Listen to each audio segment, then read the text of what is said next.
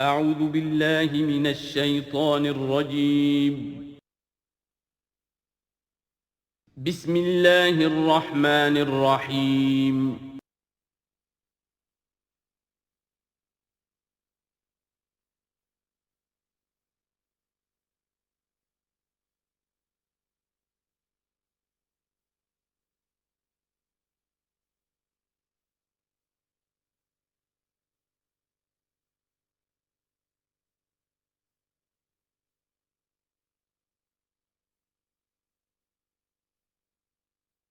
اعوذ باللہ من الشیطان الرجیم بسم اللہ الرحمن الرحیم وَإِذْ تَأَذَّنَ رَبُّكَ لَيَبْعَثَنَّ عَلَيْهِمْ إِلَى يَوْمِ الْقِيَامَةِ مَنْ يَسُومُهُمْ سُوءَ الْعَذَابِ إِنَّ رَبَّكَ لَسَرِيعُ الْعِقَابِ وَإِنَّهُ لَغَفُورٌ رَحِيمٌ صدق اللہ العظیم۔ اس سے پہلے کہ ہم آگے بڑھیں، جو آخری مضمون آیا تھا، جو آیات ہم پڑھ چکے ہیں، ان کے ضمن میں ایک وضاحت ضروری ہے۔ یہ جو ہم نے ابھی دیکھا کہ اس بستی کے لوگ تین قسم کے تین حصوں میں منقسم ہو گئے تھے۔ ایک وہ لوگ جو گناہ میں بڑھے جا رہے تھے، ایک وہ کہ جو خود گناہ تو نہیں کر رہے تھے لیکن روک بھی نہیں رہے تھے، اور ایک وہ کہ جو گناہ سے خود بھی مجتنب تھے اور نہی عن المنکر کا فریضہ آخری وقت تک سر انجام دے رہے تھے۔ صراحت کے ساتھ یہاں جو فرمایا گیا کہ ہم نے بچایا کس کو؟ فَأَنْجَيْنَا الَّذِينَ يَنْهَوْنَ عَنِ السُّوءِ، بچایا ہم نے ان کو کہ جو روک رہے تھے بدی سے۔ وَأَخَذْنَا الَّذِينَ ظَلَمُوا بِعَذَابٍ بَئِيسٍ، اور ہم نے پکڑ لیا ان لوگوں کو جو گناہ میں ملوث تھے ایک بہت ہی برے عذاب میں، ان کے نافرمانی کی وجہ سے۔ اس سے بعض حضرات نے ایک نقطہ نکالنے کی کوشش کی ہے، اور وہ یہ ہے کہ ایک گروہ کے بارے میں صراحت کے ساتھ آ گیا کہ اس کو بچا لیا، وہ لوگ جو نہی عن المنکر کر رہے تھے۔ ایک گروہ جس کے بارے میں صراحت سے کہا گیا کہ اس پر عذاب آیا، وہ ہے جو گناہ میں ملوث تھے۔ گویا کہ درمیانی گروہ جو ہے اس کے بارے میں یہاں سکوت اختیار کیا گیا ہے۔ ان کو ایک طرح سے امید دلائی جا رہی ہے کہ جو لوگ گناہ سے مجتنب رہیں گے، اگر وہ خود گناہ میں ملوث نہیں ہوئے ہیں تو اس عذاب سے کہ دنیا میں آتا ہے اس سے وہ بچا لیے جائیں گے۔ اور یہ بہت بڑی غلط فہمی ہے۔ یہ ایسی ہی بات ہے جیسے کہ میں نے آپ کو بتایا تھا سورہ مائدہ کے پڑھتے ہوئے کہ جو آیت مبارکہ تھی کہ علیکم انفسکم لا یضرکم من ضل اذا اہتدیتم، تو حضرت ابوبکر رضی اللہ تعالیٰ عنہ کو خطبہ ارشاد فرمانا پڑا کہ لوگوں تم اس آیت سے بالکل غلط نتیجہ نکال رہے ہو۔ اس کا یہ مطلب نہیں ہے کہ دعوت اور تبلیغ اور امر بالمعروف اور نہی عن المنکر تمہاری ذمہ داری نہیں ہے، بلکہ مطلب یہ ہے کہ تم اپنا سب کچھ کر لو، زور لگا لو سمجھانے کا، امر بالمعروف کا، نہی عن المنکر کا، پھر بھی اگر کچھ لوگ اڑے رہیں کفر پر اور گناہ پر تو پھر تم پر کوئی وبال نہیں ہے۔ اصل مفہوم یہ ہے، لیکن اس سے انسان جو ہے چاہتا ہے ذمہ داری سے فرار، تو اس کے لیے جہاں کہیں بھی اسے بہانہ ملتا ہے اس قسم کے وہ نقطے تراشتا ہے۔ یہاں یہ سمجھ لیجئے کہ اصل میں نہی عن المنکر نہ کرنا بھی تو جرم ہے۔ فَأَخَذْنَا الَّذِينَ ظَلَمُوا، ظلم جو لوگ ظلم کر رہے تھے، ایک دوہرا ظلم کر رہے تھے کہ گناہ میں ملوث بھی تھے اور اس میں ملوث تھے، اور دوسرے وہ لوگ تھے کہ جو اگرچہ ملوث نہیں تھے لیکن یہ کہ وہ روک نہیں رہے تھے۔ نہ روکنے کا جرم جو ہے یہ تو موجود ہے۔ اگر نہی عن المنکر فرض ہے، اگر یہ ذمہ داری ہے، تو نہ روکنا جو ہے یہ خود اپنی جگہ پر ایک جرم ہے۔ اس کے لیے میں آپ کو اصل میں ایک حدیث سنا دینا چاہتا ہوں، جو حدیث اس معاملے میں سمجھتا ہوں کہ آخری اور نص قطعی کی حیثیت رکھتی ہے۔ اور یہ حدیث جو ہے مولانا اشرف علی تھانوی رحمۃ اللہ علیہ نے خطبات جمعہ جو مرتب کیے ہیں ان میں اس حدیث کو شامل کیا ہے، اور یہ حدیث قدسی ہے۔ اوحى اللہ عز وجل الی جبرائیل علیہ الصلاۃ والسلام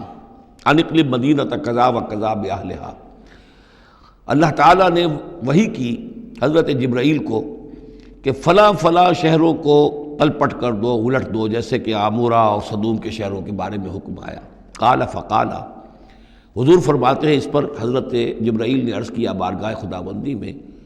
رب یا رب ان فیہا عبدک فلانا لم یعصک طرفۃ عین، پروردگار اس میں تو تیرا فلاں بندہ بھی ہے جس نے کبھی پلک جھپکنے جتنی دیر بھی معصیت میں نہیں گزاری، گناہ سے اتنا پاک صاف، نگاہ کا ادھر سے ادھر ہو جانا، اتنا وقت بھی کبھی معصیت میں صرف نہیں کیا، تو کیا اس پر بھی الٹ دوں؟ قال فقال، حضور نے فرمایا، اس پر اللہ تعالیٰ نے ارشاد فرمایا اقلبها علیہ وعلیہم، الٹو اس بستی کو، پہلے اس پر پھر دوسروں پر۔ وجہ کیا ہے؟ فإن وجهه لم يتبعر في ساعة قط، اس کے چہرے کا رنگ میری غیرت کی وجہ سے کبھی متغیر نہیں ہوا۔ یہ خود تو گناہ سے بچا رہا، لیکن گناہ پھیلتے رہے، شریعت کی دھجیاں بکھرتی رہیں، اللہ تعالیٰ کے احکام کا مذاق اڑایا جاتا رہا، اور یہ اپنے دھندے میں لگا رہا، کاروبار میں لگا رہا، یا اپنے نوافل میں لگا رہا، مراقبوں میں لگا رہا، ذکر اذکار میں لگا رہا، تو یہ دوسروں سے بڑھ کر مجرم ہے۔ اقلبها علیہ، اقلبها علیہ وعلیہم، الٹو اس بستی کو، پہلے اس پر پھر دوسروں پر۔ فإن وجهه لم يتبعر في ساعة قط۔ اور دوسرے یہ کہ قرآن مجید میں سورہ انفال اب بہت قریب آ گئی ہے، ہم پڑھیں گے جلد ہی، وہ آیت مبارکہ بھی نص قطعی ہے قرآن کے حوالے سے، یہ تو حدیث کے حوالے سے ہوئی۔ قرآن مجید میں فرمایا گیا واتقوا فتنة لا تصیبن الذین ظلموا منکم خاصہ۔ اس دنیا میں جب کوئی اجتماعی سزا آتی ہے، کسی قوم کے اندر بحیثیت مجموعی جب منکرات پھیل جائیں، تو جب سزا آتی ہے تو پھر وہ صرف جو گناہ گار ہیں انہی کو اپنی لپیٹ میں نہیں لیتی، بلکہ وہ لوگ جو بچے ہوئے تھے وہ بھی لپیٹ میں آ جاتے ہیں۔ ہاں، امید جو دلائی گئی ہے یہاں سے وہ یہ ہے کہ جو امر بالمعروف و نہی عن المنکر کی آخری حد تک، آخری وقت تک کوشش کرتے رہے ہوں، اللہ تعالیٰ ان کو بچا لے گا۔ اب آگے چلیے، وَإِسْتَأْذَنَ رَبُّكَ، اور یاد کرو جب کہ آپ کے رب نے یہ اعلان کر دیا، لَيَبْعَثَنَّ عَلَيْهِمْ، وہ لازماً اٹھاتا رہے گا ان پر، مسلط کرتا رہے گا ان پر، الی یوم القیامہ، قیامت کے دن تک، ایسے لوگوں کو من یسومہم سوء العذاب، جو انہیں بدترین عذاب کے اندر مبتلا کرتے رہیں گے۔ ان ربک لسریع العقاب، یقیناً آپ کا رب سزا دینے میں بہت جلدی کرتا ہے۔ وَإِنَّهُ لَغَفُورٌ الرحیم، اور یقیناً وہ غفور بھی ہے، رحیم بھی ہے۔ اللہ کی تو یہ دونوں شانیں ہیں، وہ عزیز ذو انتقام بھی ہے، سریع العقاب بھی ہے، لیکن وہ غفور الرحیم بھی ہے۔ اب یہ آپ کا طرز عمل ہے کہ آپ اپنے آپ کو اس کی کس شان کا مستحق بناتے ہیں۔ اس آیت میں واقعہ یہ ہے کہ جس قانون کا ذکر ہو رہا ہے اللہ تعالیٰ کی طرف سے، اس فیصلے کا، وہ ہماری نگاہوں کے سامنے ان کی پوری تاریخ، اس لیے کہ اس کے بعد آ رہا ہے وَقَطَّعْنَاهُمْ فِي الْأَرْضِ أُمَمًا، ہم نے انہیں زمین کے اندر منتشر کر دیا، فرقوں کے اندر اور قوموں کے اندر۔ یہ ڈایاسپورا جو ہے ان کا، جو سن 70 سے شروع ہوا ہے، سن 70 عیسوی میں جو رومن جنرل تھا ٹائٹس، اس نے سیکنڈ ٹیمپل کہ جو حضرت عزیر علیہ السلام کے زمانے میں پھر دوبارہ ہیکل تعمیر ہوا تھا، اس کو شہید کیا۔ 1,33,000 یہودیوں کو ایک دن میں قتل کیا یروشلم میں، اور یہاں سے یہودیوں کو نکال باہر کیا، فلسطین سے نکال دیے گئے، تم اب فلسطین میں نہیں رہ سکتے۔ وہاں سے ان کا ڈایاسپورا شروع ہوا ہے، کوئی کہیں چلا گیا، کوئی کہیں چلا گیا، کوئی روس میں چلا گیا، کوئی یورپ میں چلا گیا، کوئی ہندوستان میں آ گیا، کوئی مصر میں آباد ہو گیا، کوئی اور دور دراز کے علاقوں میں۔ پھر جب یہ امریکہ دریافت ہوا ہے تو یہ امریکہ بھی چلے گئے، وہاں بھی جا کر آباد ہو گئے۔ تو یہ ان کا ڈایاسپورا کا پیریڈ ہے کہ جس میں یہ گویا کہ منتشر کر دیے گئے پوری زمین کے اندر، ان کی کوئی ایک جمعیت کہیں نہیں رہی، اور ہر جگہ ان سے نفرت تھی، شدید نفرت۔ بلکہ ان کے اوپر واقعہ یہ کہ یورپ میں تو بڑا ان کے اوپر ظلم بھی ہوتا تھا، جس طرح چاہتے تھے ان کو وہاں کے عیسائی جو ہیں، جیسا کہ میں بتا چکا ہوں کہ ان کو معلوم تھا کہ یہ جو جن کو ہم خدا مانتے ہیں حضرت عیسیٰ علیہ السلام، ان کو سولی پر چڑھوایا انہوں نے، اور انہوں نے کفر کیا، اور وہ حضرت مسیح علیہ السلام کی شان میں گستاخی کرتے ہیں، حضرت مریم کی شان میں گستاخی کرتے ہیں، تہمتیں لگاتے ہیں، لہذا وہ ان کے درمیان دشمنی رہی۔ اور اس کی آخری مثال اس صدی میں، یعنی دور کی تاریخ تو شاید ہمیں معلوم ہو کہ شاید فیری ٹیلز ہیں، یہ کوئی کہانیاں ہیں جو ہم سن رہے ہیں، اس صدی میں جو ہوا ہٹلر کے ہاتھوں 6 ملین 60 لاکھ یہودی ختم کیے اس نے، پورا مشرقی یورپ کا یہودی جو ہے کھینچ کر وہاں سے پکڑ کر، جہاں تک ہٹلر کی حکومت بنی تھی، جہاں تک اس کی جو گئے تھے فتوحات کا دائرہ، وہاں سے یہودیوں کو کھینچ کر کنسنٹریشن کیمپس میں لایا گیا۔ پھر خاص مشینیں ایجاد کی گئیں، خاص جو ہیں اس کے لیے ایسے بنائے گئے کہ ان کے لیے اب اتنے لوگوں کو قتل کریں گے تو دفن کہاں کریں، ان کو کیا کریں، how to dispose of the dead bodies. تو اسپیشل پلانٹ بنائے گئے کہ ایک بڑے سے ہال میں داخل ہو رہے ہیں، وہاں سارے کپڑے اتروا لیے تاکہ یہ کپڑے بھی استعمال ہوں بعد میں۔ کہا یہ جاتا تھا کہ تمہارے کپڑوں میں جوئیں پڑ گئی ہیں، تو جوؤں کو اس کو ڈیلاؤس کرنے کے لیے ضروری ہے کپڑے اتار کے آگے گیس کے اندر، تاکہ وہ جوئیں ختم ہو جائیں گی۔ پھر ان کے بال اتروا لیتے تھے، عورتوں کے بال بھی شیو کر لیے، مردوں کے بھی، ان بالوں سے قالین بنائے انہوں نے جو نازیوں نے اپنے دفتروں میں بچھائے، ہیومن ہیئر کے قالین۔ پھر ان کو لے جا کر ایک گیس چیمبر کے اندر کے سب مر گئے۔ پھر اب وہ بڑے بڑے پٹے جیسے چلتے ہیں مشینیں، بڑے بڑی فیکٹریز کے اندر وہ پٹوں کے اوپر لاشیں چل رہی ہیں، پھر ان کا چورا ہو رہا ہے، جیسے کہ کہیں جو ہے وہ گھاس کاٹا جا رہا ہو یا کوئی اور چارہ جو ہے وہ کترا جا رہا ہو۔ پھر کسی خاص قسم کے کیمیکلز کے اندر ان کو تحلیل کیا کہ آخر میں کیا نکل رہا ہے، نہ کسی گوشت کا پتہ، نہ خون کا پتہ، نہ ہڈی کا پتہ، کسی شے کا پتہ نہیں، ایک بدبودار سیاہ رنگ کا مائع باہر نکل رہا ہے، اور اسے وہ لے گئے اپنے کھیتوں میں اور اسے بنا لیا کھاد۔ یہ کام اس صدی میں ہوا ہے، ہولوکاسٹ۔ اس میں زیادہ سے زیادہ یہ کہتے ہیں کہ یہ کچھ مبالغہ ہے 60 لاکھ کا، 40 لاکھ، تو 40 لاکھ بھی تو کم نہیں ہوتے، 40 لاکھ افراد کا اس طرح ختم ہو جانا۔ استأذن ربک لیبعثن علیہم الی یوم القیامہ، ان کا آخری وقت تو اب آنے والا ہے، وہ زیادہ دور نہیں ہے، لیکن اس سے پہلے جیسے شمع بجھنے سے پہلے بھڑکتی ہے، لہذا وہ ایک بھڑک ہے اس کی کہ جو یہودیوں کی ہے، اسرائیل ہے، ان کی طاقت ہے، ان کی قوت ہے،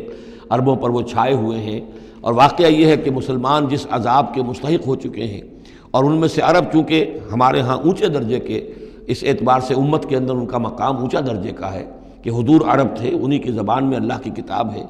اور ان کی جو اللہ تعالیٰ کے دین کی طرف سے جو انہوں نے پیٹھ پھیری ہے، لہذا اس کی جو سزا انہیں مل رہی ہے وہ یہ ہے کہ ایک مغضوب علیہم قوم کے ہاتھوں ان کی تذلیل ہو رہی ہے، ان کے سامنے جھکنا پڑ رہا ہے۔ جن کے ساتھ کسی ایک کمرے میں کبھی بیٹھتے نہیں تھے، اب ان کے ساتھ گفت و شنید جو ہے اور ان کے ساتھ بغلگیر ہونے کی نوبت جو ہے وہ آئی ہے۔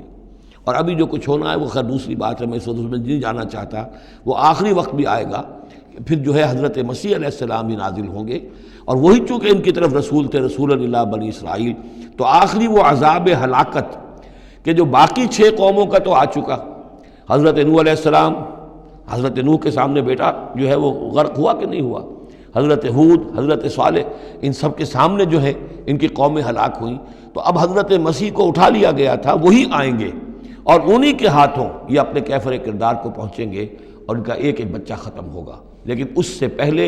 ان کے ہاتھوں مسلمانوں پر اللہ کے عذاب کے بڑے کوڑے برسیں گے۔ To add insult to injury, کہ ایک یہودی قوم کے ہاتھوں، مغضوب علیہم قوم کے ہاتھوں پٹائی ہوگی، اور جو ہو رہی ہے، لیکن یہ کہ ابھی شدید تر صورت میں اس کا شروع ہونے والا ہے معاملہ۔ کوئی دنوں کی بات ہے کہ مسجد اقصیٰ شہید کر دی جائے گی، اور پھر ایک طوفان جو ہے مڈل ایسٹ میں شروع ہو جائے گا۔ وَإِسْتَأْذَنَ رَبُّكَ لَيَبْعَثَنَّ عَلَيْهِمْ إِلَىٰ يَوْمِ الْقِيَامَةِ مَن يَسُومُهُمْ سُوءَ الْعَذَابِ، یاد کرو جب کہ آپ کے رب نے یہ اعلان کر دیا تھا کہ وہ لازماً اٹھاتا رہے گا، مسلط کرتا رہے گا ان پر قیامت تک ایسے لوگوں کو جو انہیں بدترین عذاب میں مبتلا کرتے رہیں گے۔ إِنَّ رَبَّكَ لَسَرِيعُ الْعِقَابِ وَإِنَّهُ لَغَفُورٌ رَحِيمٌ وَقَطَّعْنَاهُمْ فِي الْأَرْضِ، ہم نے متفرق کر دیا ان کو زمین میں، امماً، فرقے بن گئے، علیحدہ جماعتیں بن گئیں، اور اب ان کے جھگڑے ہو رہے ہیں، مختلف علاقوں سے جو لوگ آ کر اسرائیل میں آباد ہو رہے ہیں۔ اب ظاہر بات ہے سینکڑوں برس تک کچھ یہودی جو ہیں روس میں رہے، ان کے اپنے کچھ مزاج اور بن گئے ہیں، ان کی شکلوں کے اندر بھی تبدیلی ہو گئی ہے، ان کی زبان بھی کچھ مختلف ہے، تو اب یہ اسرائیل کے اندر ان کے مابین تصادم ہوتا ہے۔ منہم الصالحون ومنہم دون ذلک، ان میں سے ہیں کچھ لوگ جو صالح بھی ہیں، لیکن یہ کہ ان میں وہ بھی ہیں کہ جو دوسری طرح کے ہیں، اور طرح کے ہیں۔ وَبَلَوْنَاهُمْ بِالْحَسَنَاتِ وَالسَّيِّئَاتِ لَعَلَّهُمْ يَرْجِعُونَ، ہم انہیں بھلائی سے اور برائی سے آزمائش کرتے رہے شاید کہ یہ لوگ لوٹ آئیں۔ فَخَلَفَ مِن بَعْدِهِمْ خَلْفٌ، لیکن یہ کہ ان کے بعد ایسے ناخلف لوگ ان میں پیدا ہو گئے، وَرِثُوا الْكِتَابَ، وہ کتاب کے وارث ہو گئے، وارث بنے، تورات کے وارث بنے۔ یاخذون عرض هذا الادنی، وہ اس دنیا جو ادنا زندگی ہے، دنیا کی ادنا زندگانی، اسی کے ساتھ و سامان کے پیچھے پڑے رہتے ہیں، حاصل کرتے ہیں حلال سے، حرام سے، جائز سے، ناجائز سے۔ وَيَقُولُونَ سَيُغْفَرُ لَنَا، اور کہتے ہیں ہمیں تو بخش دیا جائے گا، ہم ابراہیم کی نسل سے ہیں، اسرائیل کی اولاد ہیں، we are the chosen people of the Lord، سَيُغْفَرُ لَنَا، ہمیں بخش دیا جائے گا۔ وہیں یاتہم عرض مثلہ یاخذوہ، اگر ایسا ہی اور سامان بھی ان کو دیا جائے اور لے لیں گے، حرام سے یہ نہیں دیکھیں گے کہ حلال سے یا حرام سے۔ الم یؤخذ علیہم میثاق الکتاب، کیا ان سے کتاب کا عہد نہیں لیا گیا تھا؟ جب تورات دی گئی تھی تو عہد لیا گیا تھا، اللہ یقول علی اللہ الا الحق، کہ نہیں منسوب کریں گے اللہ کی طرف کوئی بات مگر حق، ودرسوا ما فیہ، اور انہوں نے پڑھا اس کو جو کچھ کہ اس میں تھا۔ والدار الآخرۃ خیر للذین یتقون، اور یقیناً آخرت کا گھر، پچھلا گھر تو بہتر ہے انہی لوگوں کے لیے جنہوں نے تقویٰ کی روش اختیار کی. فلا تعقلون، تو کیا تم عقل سے کام نہیں لیتے؟ والذین یمسکون بالکتاب واقاموا الصلاۃ، اور رہے وہ لوگ کہ جو کتاب کو مضبوطی کے ساتھ جنہوں نے تھاما، تمسک کیا کتاب کے ساتھ، اور اقاموا الصلاۃ، نماز قائم کی. انا لا نضیع اجر المصلحین، ایسے مصلحین کا اجر ہم ضائع نہیں کریں گے. بات ہے کہ کوئی نہ کوئی لوگ تو ان کے اندر اچھے رہے، آخری وقت تک بھی رہے. وَإِذْ نَتَقْنَا الْجَبَلَ فَوْقَهُمْ، اور یاد کرو جب کہ ہم نے پہاڑ کو ان کے اوپر اٹھا دیا تھا. كَأَنَّهُ ذُلَّةٌ، ایسے ہو گیا تھا جیسے سائبان ہو. وَظَنُّوا أَنَّهُ واقع بِهِمْ، اور انہیں یقین ہو گیا تھا کہ ابھی ہم پر گرا کہ گرا. خُذُوا مَا آتَيْنَاكُمْ بِقُوَّةٍ، اور ہم نے اس وقت کہا تھا کہ تھامو اس کو مضبوطی کے ساتھ جو ہم نے تمہیں دیا ہے، اس کتاب کو مضبوطی سے تھامو، اس کو پوری قوت کے ساتھ اپنی اس کا تمسک کرو. وَاذْكُرُوا مَا فِيهِ لَعَلَّكُمْ تَتَّقُونَ، اور جو کچھ اس میں ہے اس کو یاد رکھو، مستحضر رکھو، تاکہ تم بچتے رہو اور تمہارے اندر تقویٰ کی روش پیدا ہو جائے. وَإِذْ أَخَذَ رَبُّكَ مِن بَنِي آدَمَ مِن ظُهُورِهِمْ ذُرِّيَّتَهُمْ، اور یاد کرو جب کہ نکالے اللہ نے، آپ کے رب نے، تمام بنی آدم کی پیٹھوں سے ان کی نسل کو. اب یہ کہ یہ اصل میں تو معاملہ ہو رہا ہے عالم الارواح میں، جبکہ ابھی جسد پیدا ہی نہیں ہوئے تھے. لیکن دو ہی شکلیں ہو سکتی تھی، یا تو لوگوں کو یہ ساری بات پہلے بتائی گئی ہوتی، عالم ارواح ہے، پہلی تخلیق یہ ہے، دوسری تخلیق یہ ہے. عالم ارواح میں یہ قول و قرار دیا گیا. عرب کے جو اولین مخاطب تھے حضور صلی اللہ علیہ وسلم کے اور قرآن کے، چونکہ ان کے لیے یہ چیزیں ان کی اس وقت کی استعداد کے اعتبار سے بھاری تھیں، قرآن مجید نے عام فہم الفاظ استعمال کیے. جب ہم نے نسل آدم کی تمام ان کی پیٹھوں سے ذریت کو نکال لیا، یعنی یہ کہ جتنے بھی انسان آنے والے تھے دنیا میں، ان سب کی ارواح جو ہیں وہ وہاں موجود تھیں. وَإِذْ أَخَذَ رَبُّكَ مِن بَنِي آدَمَ مِن ظُهُورِهِمْ ذُرِّيَّتَهُمْ وَأَشْهَدَهُمْ عَلَىٰ أَنفُسِهِمْ، اور ان کو گواہ بنایا اپنے اوپر، اچھی طرح سوچ سمجھ کر. اقرار جو ہوتا ہے جس کو ہم کہتے ہیں میں بقائمی ہوش و حواس یہ اقرار کر رہا ہوں، تو پوری طرح ہوش و حواس میں سیلف کانشسنس، یہ میں آپ کو بتا چکا ہوں، ہمارے اندر جو سیلف کانشسنس ہے، خود شعوری، وہ ہے ہی ہماری روح کی بنیاد پر. حیوانات میں بھی شعور تو ہے، کانشسنس تو ہے، سیلف کانشسنس نہیں ہے، خود شعوری نہیں ہے. تو یہ خود شعوری کا منبع جو ہے در حقیقت وہ روح ہے. تو وہ ارواح موجود تھی، انہیں اپنی ذات کا شعور تھا. اشہدہم علی انفسہم، انہیں اپنی ذات کے اوپر خود گواہ بنا کر پھر سوال کیا، الست بربکم، کیا میں تمہارا رب نہیں ہوں، تمہارا مالک، تمہارا آقا؟ قالوا بلا، وہ کہیں گے کیوں نہیں، شہیدنا، ہم اس پر اقرار کرتے ہیں، ہم گواہ ہیں. اب یہاں نوٹ کیجئے، جیسے کہ اس سے پہلے آیا تھا سورہ مائدہ میں کہ اہل کتاب تمہارے پاس ہمارا بشیر اور نذیر آ گیا، مبادا تم یہ کہو کہ ہمارے پاس کوئی بشیر اور نذیر نہیں آیا. وہ گویا کہ اتمام حجت تھی اہل کتاب پر. سورہ انعام میں آ چکا ہے کہ مبادا تم یہ کہو کہ کتابیں تو دی گئی تھیں ہم سے پہلے دو گروہوں کو، ہم تو جانتے نہیں تھے، عبرانی زبان کی کتاب نہیں پڑھتے تھے. وہ اتمام حجت تھا بنی اسماعیل پر کہ اب تمہارے اندر ہم نے اپنا ایک رسول بھیج دیا صلی اللہ علیہ وسلم، یہ کتاب آ گئی ہے. اب تم یہ نہیں کہہ سکتے کہ وہ تو ہم سے پہلے دو گروہوں پر نازل کی گئی تھی. ہاں اگر ہم پر کہیں نازل کی گئی ہوتی تو ہم ان دونوں سے بڑھ کر بہت زیادہ جو ہے اس سے فائدہ اٹھاتے اور حق پر ہوتے. اب یہ جو گواہی ہے یہ آ رہی ہے پوری نوع انسانی، جس کے حوالے سے میں نے آپ کو بتایا تھا کہ وہ عہد کہ جو ہر روح انسانی اللہ کے ساتھ کر کے آئی ہے. کوئی نبی نہ آتا، کوئی کتاب نہ آتی، تب بھی یہ عہد بنیاد ہے مؤاخذہ اخروی کی، محاسبہ، accountability, the grand accountability of the day of judgment. اس کا بیسس جو ہے وہ یہ ہے، بنیادی بات یہ ہے، بنیادی حجت یہ ہے. نبوت سے، کتابوں سے، وحی سے یہ تو اتمام حجت ہوا ہے، اضافی شے ہے. اللہ نے امتحان کو اور آسان کر دیا نوع انسانی کے لیے، لیکن بنیادی حجت جس کی بنا پر ہر انسان رسپانسبل ہے، اکاؤنٹیبل ہے، وہ یہ عہد ہے.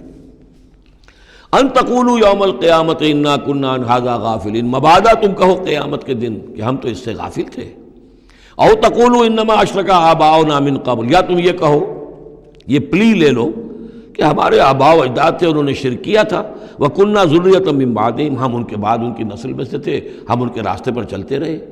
لہذا اصل جرم تو ان کا ہے، ہمارا نہیں. أَفَتُهْلِكُنَا بِمَا فَعَلَ الْمُبْطِلُونَ، تو کیا پروردگار تو ہمیں ہلاک کرے گا ان لوگوں کے فعل کی وجہ سے کہ جنہوں نے یہ باطل ایجاد کیا تھا. ایجاد تو انہوں نے کیا تھا، ہم تو موجد نہیں ہیں، ہم تو ان کے مقلد تھے، متبع تھے. وَكَذَلِكَ نُفَصِّلُ الْآيَاتِ وَلَعَلَّهُمْ يَرْجِعُونَ، اور اسی طریقے سے ہم اپنی آیات کو تفصیل سے بیان کر دیتے ہیں تاکہ وہ لوٹیں، شاید کہ وہ لوٹیں، سوچیں، غور کریں، رجوع کریں۔ اب ایک واقعہ آ رہا ہے ایک شخصیت کا، اور اس کی تمثیل کے پیرائے میں، ویسے تو یہ واقعہ ہے، یہ صرف کوئی تشبیہ نہیں ہے، لیکن یہ کہ اس کو تمثیلاً لائے ہیں۔ افراد اور اقوام کا کوئی معاملہ ایسا بھی ہوتا ہے کہ کسی قوم کو یا کسی فرد کو اللہ نے کوئی بہت اونچا مقام دیا ہو، بہت اس پر اکرام فرمایا ہو، بہت انعام کیا ہو، لیکن پھر یہ کہ وہ اپنی کسی ایک ہی خباثت کی وجہ سے اور کسی ایک بڑی غلطی جو ہے گراوٹ کی وجہ سے وہ اپنی تمام ان فضیلتوں سے محروم ہو جائے اور بالکل شیطان کا چیلا بن کر رہ جائے۔ وَاتْلُ عَلَيْهِمْ نَبَأَ الَّذِي آتَيْنَاهُ آيَاتِنَا، یہ بلعام بن باورہ، اس کی تفصیل جو ہے تورات میں ہے۔ یہ ایک اسرائیلی تھا، بہت نیک، عابد، زاہد، عالم، تورات کا بہت بڑا عالم، عابد اور زاہد، اور لوگ جو ہیں اس کی بہت عزت کرتے تھے، احترام کرتے تھے، اولیاء اللہ میں سے تھا۔ وَاتْلُ عَلَيْهِمْ نَبَأَ الَّذِي آتَيْنَاهُ آيَاتِنَا، نبأ ہے اس لیے یہ واقعہ ہے، یہ صرف مثال نہیں ہے۔ ان کو سنائیے خبر اس شخص کی جس کو ہم نے اپنی آیات عطا کی تھی۔ اس سے میں یہ مفہوم لیتا ہوں کہ صاحب کرامت بزرگ تھا، یعنی جو آیات جو ہیں یہاں پر خاص طور پر کرامت کے لیے آ رہا ہے۔ فَانْسَلَخَ مِنْهَا، وہ اس میں سے نکل بھاگا۔ فَأَتْبَعَهُ الشَّيْطَانُ، تو شیطان اس کے پیچھے لگ گیا۔ یہاں بھی ایک نکتہ بہت اہم ہے، پہلے انسان خود غلطی کرتا ہے، شیطان مجبور نہیں کر سکتا کسی کو غلطی پر۔ اِنَّ عِبَادِي لَيْسَ لَكَ عَلَيْهِمْ سُلْطَانٌ، کوئی اختیار کسی بندے پر شیطان کو حاصل نہیں ہے۔ غلطی خود کرے گا، اب شیطان جو ہے اس کا پیچھا کرے گا، اور اب اس کو، جس کو ہم کہتے ہیں ہمارے پنجاب میں یہ کہا جاتا ہے برے کو گھر تک پہنچا کے رہنا، کہ اب یہ کہ اسے کہیں راستے میں چھوڑے گا نہیں بلکہ آخری برائی کی آخری منزل تک پہنچائے گا۔ وَاتْلُ عَلَيْهِمْ نَبَأَ الَّذِي آتَيْنَاهُ آيَاتِنَا فَانْسَلَخَ مِنْهَا فَأَتْبَعَهُ الشَّيْطَانُ فَكَانَ مِنَ الْغَاوِينَ، تو وہ ہو گیا گمراہوں میں۔ وَلَوْ شِئْنَا لَرَفَعْنَاهُ بِهَا، ہم چاہتے تو اسے ان آیات اور جو بھی اس کے پاس علم تھا اس کے ذریعے سے ہم اسے اور بلند کرتے اور اونچا مقام دیتے۔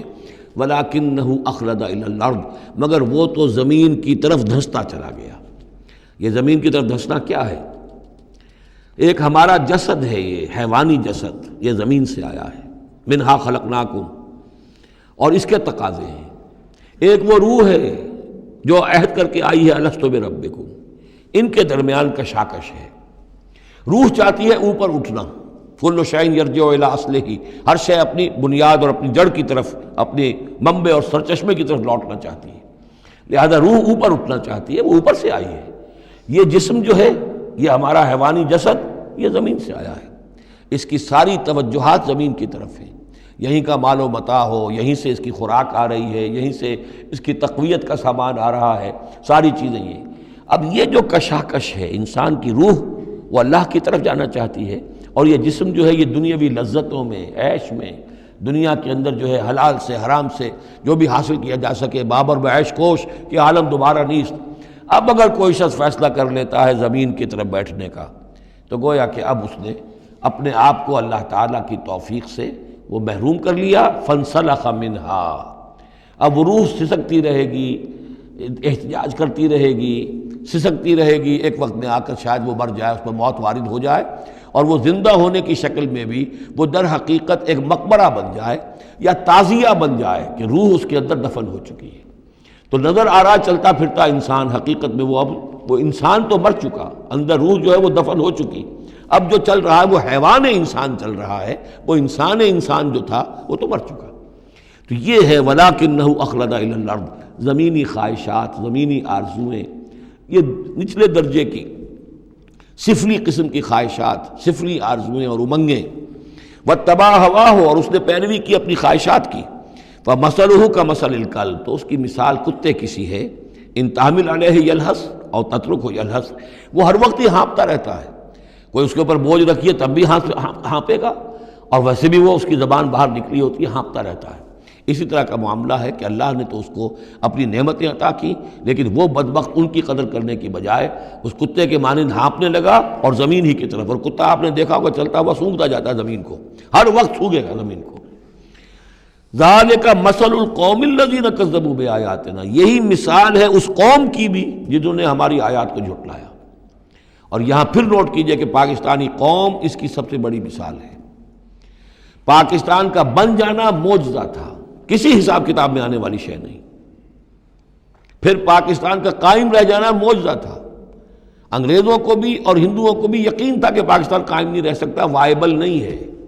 ختم ہو جائے، لیکن یہ کہ پاکستان قائم رہا۔ سن 65 میں اس کا بچ جانا معجزہ تھا، اتنی یقینی بات تھی کہ BBC ٹیلی ویژن کے اوپر دکھا دیا گیا فال آف لاہور، لاہور جو ہے وہ بھارتی فوج داخل ہو چکی ہے، قبضہ کر چکی ہے، اتنی یقینی بات تھی۔ شام کو جم خانہ میں شراب پینے کا پکا پروگرام تھا، لیکن خوف طاری کر دیا اللہ تعالیٰ نے ان کے دلوں پر، شاید ہمارا کوئی گھراؤ کیا جا رہا ہے، کوئی ریزسٹنس نہیں ہے، کیا ہوا ہے یہاں؟ ہم غافل پڑے ہوئے تھے، ریزسٹنس کیا ہوتی؟ لیکن بجائے اس کے کہ وہ یہ سمجھتے کہ یہ غافل ہیں، اور ریزسٹنس اس لیے نہیں ہو رہی، ان کے دلوں میں سألقی فی قلوب الذین کفروا الرعب، میں ان کافروں کے دلوں میں رعب ڈال دوں گا، وہ رعب پڑ گیا، پاکستان بچ گیا۔ تو یہ ساری چیزیں ہیں، معجزے پر معجزے ہیں، لیکن یہ سب کس لیے تھا کہ ہم اس ملک کو ہم نے حاصل کیا تھا اسلام کے نام پر، اسے تجربہ گاہ بنائیں گے، اسے ایک نمونہ بنا دیں گے پوری دنیا کے لیے، پوری دنیا دیکھے گی کہ اسلام کیا ہے، اسلام کا عادلانہ نظام کیا ہے۔ قائد اعظم نے کہا تھا ہم اس لیے پاکستان چاہتے ہیں کہ ہم عہد حاضر میں اسلام کے اصول حریت و اخوت و مساوات کا ایک نمونہ دنیا کے سامنے پیش کریں، وہ کہاں ہے؟ فانسلخ منہا، ان تمام آیات سے ہم نکل بھاگے ہیں، شیطان کی پیروی کی ہے، اور جو حال ہوا ہے 2 لخت ہو چکے ہیں، اور ابھی کیا حال ہوگا، جو نئی صورتحال جو ہے اس ملک کے اندر اب کھدبد ہونے لگی ہے، پکنے لگی ہے، اس کی صورتحال کیا بنے گی واللہ اعلم۔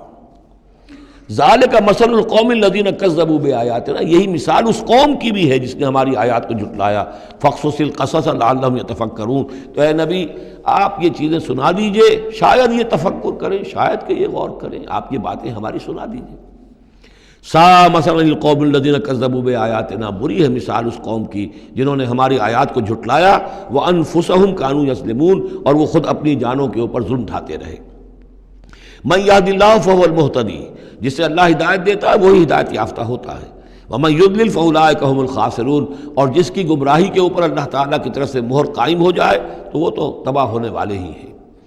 وَلَقَدْ ذَرَأْنَا لِجَهَنَّمَ كَثِيرًا مِنَ الْجِنِّ، اب یہ تیسری بات آ گئی حکمت قرآنی کی۔ دیکھیے پہلے وہ عہد الست جو عالم ارواح میں ہم نے کیا تھا، اچھا اس عہد الست کے حوالے سے ہم پر یہ بات واضح ہو گئی، ایک ہمارا روحانی وجود ہے اور ایک ہمارا حیوانی وجود ہے۔ اگر ہماری توجہ اور ساری دلچسپی حیوانی وجود پر ہوگی تو ہم ظاہر بات ہے کہ پھر اس بلعام بن باورہ کی مثال بن جائیں گے، انفرادی سطح پر بھی اور قومی اور اجتماعی سطح پر بھی۔ اب تیسری بات آ رہی ہے کہ انسانوں میں سے کثیر انسان وہ ہیں جو نظر آتے ہیں انسان، حقیقت میں انسان نہیں ہے، حیوانوں کی سطح پر ہے۔ وَلَقَدْ ذَرَأْنَا لِجَهَنَّمَ كَثِيرًا مِنَ الْجِنِّ وَالْإِنسِ، ہم نے جہنم کے لیے پیدا کیے ہیں بہت سے جن اور انس۔ لہم قلوب لا یفقہون بہا، ان کے دل تو ہیں لیکن ان سے غور نہیں کرتے، تفقہ نہیں کرتے۔ وَلَهُمْ أَعْيُنٌ لَا يُبْصِرُونَ بِهَا، ان کی آنکھیں ہیں ان سے دیکھتے نہیں۔ وَلَهُمْ آذَانٌ لَا يَسْمَعُونَ بِهَا، ان کے کان ہیں لیکن ان سے سنتے نہیں۔ اولئک کالانعام، یہ چوپایوں کے مانند ہیں، بل ہم اضل، بلکہ ان سے بھی گئے گزرے ہیں۔ اولئک هم الغافلون، یہی لوگ ہیں کہ جو غافل ہیں۔ یعنی یہ کہ جب انسان ہدایت سے منہ موڑتا ہے اور جب ہٹ دھرمی پر اتر آتا ہے اور جب اللہ تعالیٰ دلوں پر مہر کر دیتا ہے اور ان کی سماعت پر کانوں پر مہر لگا دیتا ہے، ان کی آنکھوں پر پردے ڈال، اب یہ کیا رہ گئے؟ اب یہ انسان نہیں رہے، ان کے دل تو ہیں تفقع سے خالی ہے، مہر لگ چکی ہے۔ آنکھیں تو ہیں، حیوانوں کا سا دیکھنا دیکھ رہی ہیں، کتا بھی دیکھ لیتا ہے گاڑی آ رہی ہے مجھے بچنا ہے، انسان نے بھی دیکھ لیا، لیکن یہ دیکھنا حیوانی دیکھنا ہے۔ انسانی دیکھنا تو کچھ اور ہوتا ہے، کسی شے کو دیکھے اور اس کی حقیقت پر غور کرے۔ اہل نظر ذوق نظر خوب ہے، لیکن جو شے کی حقیقت کو نہ دیکھے وہ نظر کیا۔ لیکن یہ انسانی دیکھنا جو ہے، دیدن دیگر آموز شنیدن دیگر آموز، وہ دوسری قسم کا دیکھنا سیکھو، دوسری قسم کا سننا سیکھو۔ وہ سننا جو دل سے سنا جاتا ہے، وہ دیکھنا جو دل سے دیکھا جاتا ہے۔ لیکن جب ان کے دلوں پر مہر ہو گئی، ان کے کانوں پر مہر ہو گئی، ان کی آنکھوں پر پردے پڑ گئے، اب ان کا حال کیا ہے؟ لہم قلوب لا یفقہون بہا ولہم اعین لا یبصرون بہا ولہم آذان لا یسمعون بہا اولئک کالانعام بل ہم اضل، یہ چوپایوں کے مانند ہیں بلکہ ان سے بھی گئے گزرے۔ اس لیے کہ چوپایوں کو تو اللہ نے پیدا ہی اس لیول پر کیا تھا، ان کو پیدا کیا تھا بہت اونچے مقام پر۔ یہی سورۃ التین کا مضمون ہے والتین والزیتون وطور سینین وہذا البلد الامین لقد خلقنا الانسان فی احسن تقویم ثم رددناہ اسفل سافلین. انسان پیدا کیا گیا اس بلند ترین مقام کے اوپر مسجود ملائک، لیکن پھر جب یہ گرتا ہے تو سب سے نچلوں میں سب سے نیچے ہوتا ہے. تو یہ وہ لوگ ہیں اولئک کالانعام بل هم اضل اولئک هم الغافلون، یہی لوگ ہیں جو غافل ہیں، اس دنیا میں رہتے ہیں حیوانوں کی طرف کھایا پیا چرا چگا اور جو ہے بس دنیا کی لذتیں اٹھائیں اور مر گئے، کچھ ہوش نہیں کہ کیوں ہم پیدا کیے گئے، کون ہمارا خالق ہے، کون ہمارا مالک ہے، زندگی کاہے کے لیے ہے، زندگی آمد برائے بندگی، زندگی بے بندگی شرمندگی، کو مرنے کے بعد کہیں کسی کے سامنے حاضری ہے، کوئی جواب نہیں، کچھ نہیں، کوئی ہوش نہیں. وَلِلَّهِ الْأَسْمَاءُ الْحُسْنَى، اور تمام اچھے نام اللہ ہی کے ہیں، فَادْعُوهُ بِهَا، تو پکارو انہیں اس کے ذریعے سے، پکارو اللہ کو ان کے ذریعے سے. ایک نقطہ یہاں نوٹ کر لیجئے، قرآن مجید سے کہیں اللہ تعالیٰ کے لیے لفظ صفت ثابت نہیں ہوتا. ویسے حدیث میں ہے، میں صرف بیان کر رہا ہوں، قرآن میں نہیں. قرآن میں اللہ کے لیے لفظ آتا ہے نام، اسما، یہ سب اللہ کے نام ہیں. ویسے یہ کہ صفاتی نام ہے یہ دوسری بات ہے، لیکن صفات کا لفظ جو ہے، صفت کا لفظ اللہ کے لیے ایجاباً مثبت طور پر قرآن میں کہیں نہیں آیا. نام ہے اللہ کے، اور نام جو ہے در حقیقت کسی ایک ہی شے کے 100 نام ہو سکتے ہیں. تلوار کے 5000 نام ہیں، تلوار تو ایک ہی شے ہے نا، لیکن اس کے مختلف اوصاف کے اعتبار سے بہت سے نام اس کے عرب رکھ لیتے تھے. تو اللہ تعالیٰ کے نام ہیں، ان ناموں میں سے کچھ قرآن میں بھی آئے ہیں، کچھ ایک حدیث ہے حضرت ابو ہریرہ سے رضی اللہ تعالیٰ عنہ، جس میں کہ حضور نے 99 نام گنوائے ہیں کہ اللہ کے یہ 99 نام ہیں، اور ان کے ذریعے سے تو اللہ سے دعا کی جائے تو اس کے ناموں کے حوالے سے، اللہ تعالیٰ کے ناموں کے، فادعوہ بہا، اللہ تعالیٰ کو پکارا کرو اس کے ناموں کے حوالے سے، یا ستارو، یا غفارو، یا کریمو، یا علیمو. یہ اس طریقے سے اللہ تعالیٰ کے جو نام ہیں،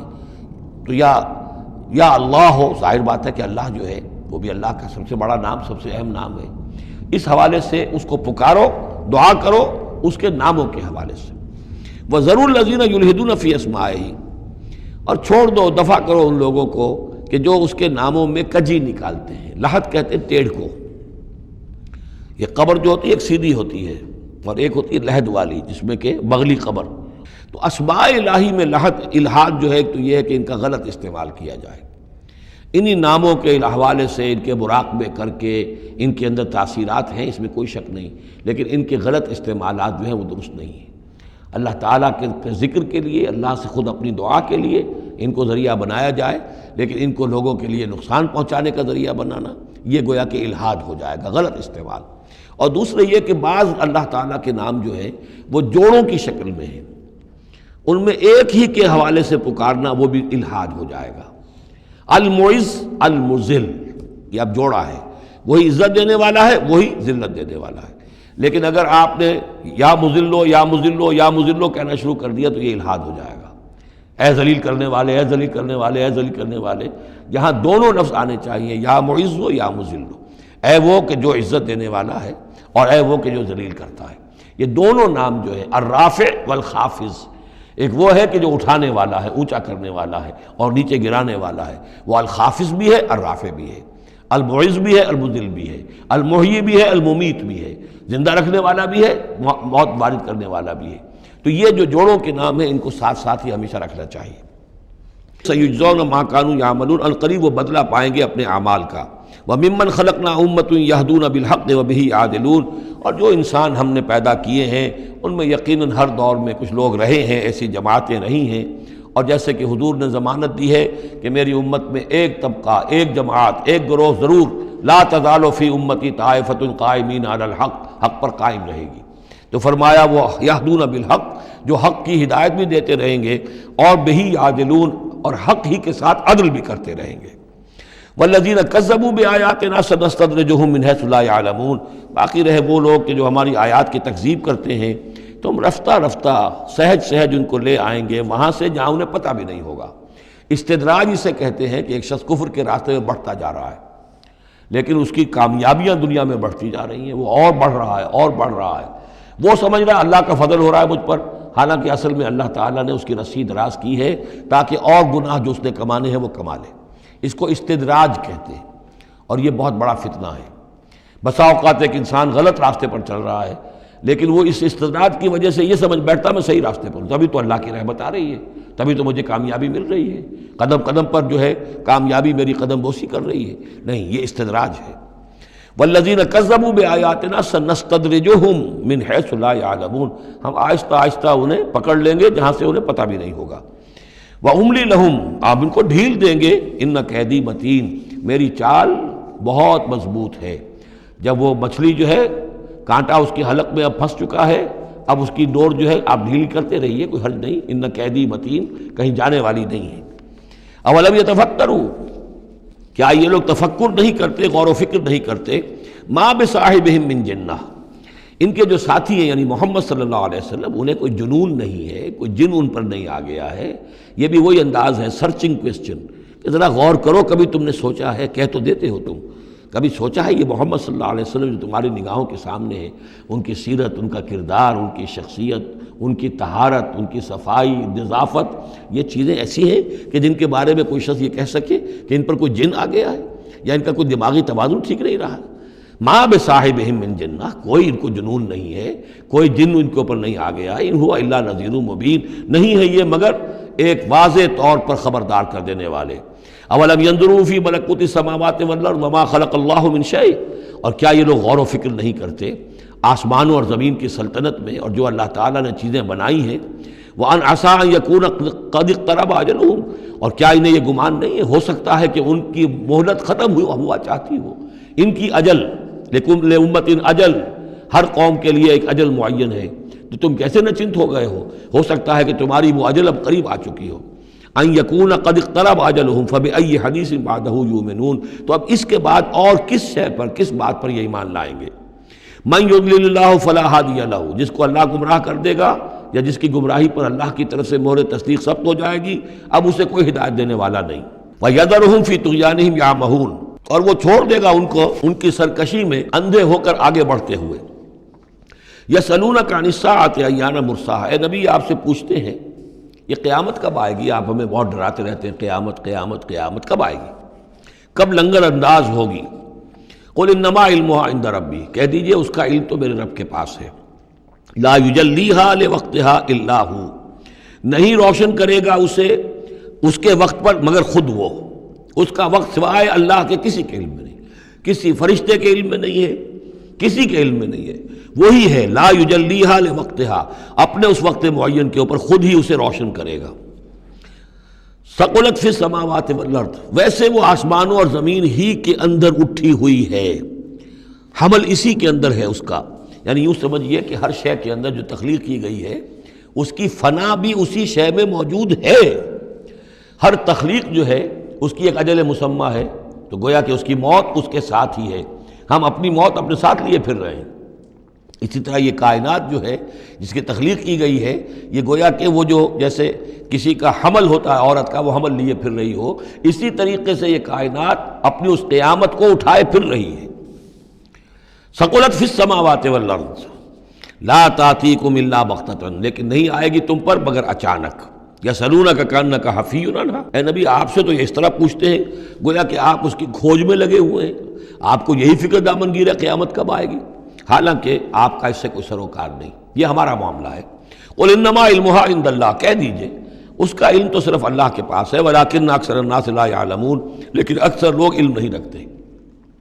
قل لا املک لنفسی نفعا ولا ضرا، کہہ دیجئے مجھے کوئی اختیار نہیں ہے خود اپنی جان کے بارے میں بھی، نہ کسی نفع کا اور نہ ضرر کا، الا ما شاء اللہ، سوائے اس کے کہ جو اللہ چاہے۔ ولو کنت اعلم الغیب لاستکثرت من الخیر، اور اگر مجھے علم غیب حاصل ہوتا تو میں تو بہت سا خیر جمع کر لیتا، میرے پاس علم غیب نہیں ہے۔ یہ جیسا کہ ہم پہلے پڑھ چکے سورہ انعام میں، کہہ دیجئے میں نہ تم سے یہ کہتا ہوں کہ میں فرشتہ ہوں، نہ میں یہ کہتا ہوں کہ میرے پاس علم غیب ہے، نہ میں یہ کہتا ہوں کہ میرے پاس اللہ کے خزانے جو ہیں وہ میرے قبضہ قدرت میں ہیں، کچھ بھی نہیں۔ وَلَوْ كُنْتُ أَعْلَمُ الْغَيْبَ، اگر غیب کا علم میرے پاس ہوتا لَاسْتَكْثَرْتُ مِنَ الْخَيْرِ، تو میں نے بہت سا خیر جمع کر لیا ہوتا۔ وَمَا مَسَّنِيَ السُّوءُ، اور مجھے کوئی تکلیف آتی ہی نہ۔ ان انا الا نذیر وبشیر لقوم یؤمنون، نہیں ہوں میں کچھ بھی مگر یہ کہ ایک بشیر اور نذیر ہوں، خبردار کرنے والا، بشارت دینے والا، لقوم یؤمنون، ان لوگوں کے لیے کہ جو ایمان والے ہوں۔ هو الذی خلقکم من نفس واحدۃ، وہی ہے جس نے تمہیں پیدا کیا ایک جان سے، وجعل منہا زوجہا، اور اسی سے بنایا اس کا جوڑا، لیسکن الیہا، تاکہ وہ سکون حاصل کرے اس کی طرف۔ اس کی طرف میں اشارہ کر چکا ہوں سورہ بقرہ میں بھی۔ وابتغوا ما کتب اللہ لک، کہ یہ جو معاملہ ہے شوہر اور بیوی کا، اس میں یہاں جہاں اولاد کا معاملہ ہے وہاں ایک تسکین بھی ہے، سکون بھی ہے۔ فلما تغشاہا، تو جب شوہر ڈھانپ لیتا ہے اپنی بیوی کو، حملت، اور اس سے حمل ہو جاتا ہے، حملاً خفیفاً، اور وہ ہلکا حمل ہوتا ہے، ابھی پتہ بھی نہیں چلتا کہ کوئی حمل ٹھہر گیا ہے، فمرت بہ، تو وہ اس کو لے کر چلتی پھرتی رہتی ہے۔ فلما اثقلت، جب بوجھل ہو جاتی ہے، دعوا اللہ ربہما، تو اب وہ دونوں اللہ کو پکارتے ہیں، اپنے رب کو، لئن آتیتنا صالحا، اے اللہ اگر یہ بچہ تو ہمیں عطا کر دے گا صحت مند، صحیح، درست، ہر نک سکھ سے صحیح ہو، اس کے تمام اعضاء درست ہوں، لئن آتیتنا صالحا لنکونن من الشاکرین، تو ہم بڑا شکر ادا کریں گے، بڑا ہم تیرا احسان مانیں گے۔ فلما آتاہما صالحا، اور جب اللہ تعالیٰ نے انہیں عطا کر دیا درست بھلا چنگا بچہ، جعلا لہ شرکاء، اب اس میں شریک ٹھہرا دیے، یہ فلاں بزرگ کے مزار پہ میں گئی تھی، یہ ان کی نگاہ کرم ہوئی ہے، اور یہ فلاں جو ہے دیوی کی کرپا ہو گئی ہے کہ جس کی وجہ سے مجھے اولاد مل گئی ہے، دیا اللہ نے، اور اب یہاں پہ اس کے لیے دیوی اور دیوتا یاد آ گئے۔ فتعال اللہ عما یشرکون، تو اللہ بہت بلند و بالا ہے ان کے شرک سے۔ ایشرکون ما لا یخلق شیئا وہم یخلقون، کیا وہ ان چیزوں کو شریک کر رہے ہیں اللہ کے ساتھ جو کوئی شے تخلیق کرتے ہی نہیں، وہ تو خود مخلوق ہیں۔ فرشتے ہیں تو مخلوق ہیں، جنات ہیں تو مخلوق ہیں، انبیاء ہیں تو مخلوق ہیں، اولیاء اللہ ہیں تو مخلوق ہیں، یہ تو خود مخلوق ہیں، سب کے سب مخلوق ہیں۔ ایشرکون ما لا یخلق شیئا وہم یخلقون ولا یستطیعون لہم نصرا ولا انفسہم ینصرون، نہ وہ ان کی مدد کر سکتے ہیں نہ وہ اپنی مدد پر قادر ہیں، وہ تو سب کے سب جو ہے اللہ کے بندے ہیں۔ ان تدعوہم الی الہدی، اب یہاں پر تدریجاً بات لائی جا رہی ہے ان کو کہ جو ان کے اصل جو ڈیٹیز ان کی ہیں، وہ تو سمجھتے ہیں دیویاں ہیں، دیوتا ہیں، وہ تو اوپر ہیں، وہ تو انویزیبل ہیں، ہم نے ان کے نام پر یہ بت تراش لیے ہیں۔ تو چاہے رادھا کرشنن ہو، چاہے کوئی اور فلسفی ہو، وہ کہے گا یہ کہ ہم ان بتوں کو نہیں پوج رہے، ہم بھی جانتے ہیں یہ پتھر ہے، پتھر کے سوائے میں کیا ہے، یہ نہ دیکھ سکتے ہیں نہ چل سکتے ہیں، پتھر ہیں۔ لیکن عام طور پر ان کے ہاں آدمی جو ہے عوام کی سطح پر، وہ پھر انہی کو سمجھ بیٹھتا کہ یہی ہے، اور چومتا ہے، چاٹتا ہے، جو بھی کرتا ہے، ان کا دھون پیتا ہے، ان کے سامنے ڈنڈوت کرتا ہے، ان کے سامنے جو ہے حلوے مانڈے پیش کرتا ہے، تو عوامی سطح پر ذہن میں یہی آ جاتا ہے کہ یہی ہیں معبود جن کو کہ ہم پوج رہے ہیں، اور انہی کے اندر قدرت ہے ہماری مشکل کشائی کی۔ اب ادھر رخ آ رہا ہے، ان تدعوہم الی الہدی، اگر تم پکارو انہیں ہدایت کے لیے کہ تمہیں راستہ دکھا دیں، لا یتبعوکم، وہ تمہاری طرف توجہ ہی نہیں کر سکیں گے، سواء علیکم ادعوتموہم ام انتم صامتون، برابر ہے تم پر کہ تم انہیں پکارو یا خاموش رہو۔ ان الذین تدعون من دون اللہ عباد امثالکم، ہاں جنہیں تم پکار رہے ہو، جنہیں دیوتا اور دیوی بنا لیا ہے، فرشتے ہیں یا اولیاء اللہ ہیں، وہ بھی تمہاری طرح کے بندے ہیں، عباد امثالکم، وہ تمہاری طرح کے بندے ہیں، فادعوہم فلیستجیبوا لکم ان کنتم صادقین، تو پکارو ان کو اور پھر دیکھو اگر تم سچے ہو تو پھر ان کی طرف سے تمہیں کوئی جواب ملنا چاہیے، کوئی وحی آنی چاہیے۔ لیکن یہ کہ ہم نے تو انہیں تمہاری اس، بلکہ آئے گا قرآن مجید میں آگے چل کر کہ وہ کہیں گے کہ ہم تو غافل تھے، ہمیں تو پتہ نہیں تھا کہ تم ہمیں پکارتے رہے، ہمیں ہماری دعائی دیتے رہے اور ہم سے مانگتے رہے، یا شیخ عبد القادر جیلانی شیئن للہ، ہمیں کیا پتہ تم نے یہ ہمارے ساتھ حماقتیں کی ہیں، ہمیں تو کوئی معلوم نہیں، تو وہ تو کہیں گے غافل ہیں ہم۔ اب یہاں بتوں کی طرف اشارہ ہو رہا ہے، ام لہم ارجل یمشون بہا، کیا ان کے پاؤں ہیں، تم نے بنا تو دیے پاؤں، کیا چلتے بھی ہیں ان سے؟ ام لہم ایدین یبطشون بہا، ہاتھ بھی تم نے بنا دیے ان کے، لیکن کیا یہ اس سے پکڑ بھی سکتے ہیں؟ ام لہم اعین یبصرون بہا، کیا ان کی آنکھیں ہیں جن سے یہ دیکھتے ہوں؟ ام لہم آذان یسمعون بہا، یا ان کے جو کان ہیں ان سے یہ سنتے ہیں؟ قل ادعوا شرکاءکم، اے نبی اب کہہ دیجئے، اب یہ قول فیصل ہے، جیسے حضرت ابراہیم سے کہلوا دیا گیا تھا، انی بریء مما تشرکون، اور تم جو بھی کچھ تمہارے یہ معبود ہیں جو میرا بگاڑنا چاہیں بگاڑ لیں، مجھے کوئی خوف نہیں۔ قل ادعوا شرکاءکم، اے نبی ان سے کہہ دیے پکار لو اپنے سارے شریکوں کو، ثم کیدون، اور پھر میرے خلاف جو چالیں چل سکتے ہو چل لو، جو بھی اقدام کر سکتے ہو کر لو، فلا تنظرون، مجھے کوئی مہلت نہ دو، میں تم سے کوئی درخواست نہیں کرتا کہ میرے ساتھ نرمی کرو، مجھے مہلت دو، جو بگاڑ سکتے ہو بگاڑ لو اپنے سارے معبودوں کو پکار کر۔ ان ولی اللہ الذی نزل الکتاب، میرا ولی، میرا پشت پناہ، میرا مددگار، میرا حمایتی، میرا حفاظت کرنے والا وہ اللہ ہے جس نے یہ کتاب مجھ پر نازل کی ہے۔ وَهُوَ يَتَوَلَّى الصَّالِحِينَ، اور وہ اپنے صالح بندوں کا ولی ہے، ان کا ساتھی ہے، مددگار ہے، پشت پناہ ہے۔ وَالَّذِينَ تَدْعُونَ مِن دُونِهِ لَا يَسْتَطِيعُونَ نَصْرَكُمْ، جنہیں تم پکار رہے اس کو چھوڑ کر وہ تمہاری مدد کی استطاعت ہی نہیں رکھتے، ان کے اندر طاقت ہی نہیں ہے۔ وَلَا أَنفُسَهُمْ يَنصُرُونَ، نہ وہ اپنی جان بچا سکیں گے۔ وَإِن تَدْعُوهُمْ إِلَى الْهُدَىٰ لَا يَسْمَعُوا، اگر تم انہیں ہدایت کے لیے پکارو کہ ہمیں کوئی ہدایت دے، جیسے ہم اللہ کو پکارتے ہیں اہدنا الصراط المستقیم، اہدنا الصراط المستقیم، تو وہ تو تمہیں لا يسمعوا، وہ سنتے ہی نہیں، تم پکارتے رہو۔ وَتَرَاهُمْ يَنظُرُونَ إِلَيْكَ وَهُمْ لَا يُبْصِرُونَ، اور تم سمجھتے ہو کہ وہ تمہیں دیکھ رہے ہیں جبکہ وہ دیکھتے ہی نہیں۔ خُذِ الْعَفْوَ وَأْمُرْ بِالْعُرْفِ، اے نبی صلی اللہ علیہ وسلم، ابھی آخر میں پھر حضور سے خطاب، یہ اکثر مکی صورتوں میں ہوتا ہے، اختتام پر حضور سے التفات۔ خُذِ الْعَفْوَ، اے نبی عفو کو، درگزر کو تھام لیجئے، یعنی آپ ان سے زیادہ بحث میں، ان سے زیادہ کسی تلخی میں، کسی اس طرح کے معاملے میں الجھیے نہیں، معاف کیجئے، چھوڑیے ان کو، دفع کیجئے۔ خُذِ الْعَفْوَ وَأْمُرْ بِالْمَعْرُوفِ، اور بھلی بات کا حکم دیتے رہیے، جو بھی اچھی بات ہے اس کی طرف دعوت دیتے رہیے، آپ کا کام ہے دعوت دینا۔ وَأَعْرِضْ عَنِ الْجَاهِلِينَ، اور جو آپ سے الجھنا چاہیں ان سے اعراض کیجئے، خام خواہ، جیسے کہ آگے آئے گا سورہ فرقان میں، وَإِذَا خَاطَبَهُمُ الْجَاهِلُونَ قَالُوا سَلَامًا، جب جاہل الجھنا چاہتے ہیں ان عباد الرحمن سے، وہ کہتے ہیں سلام،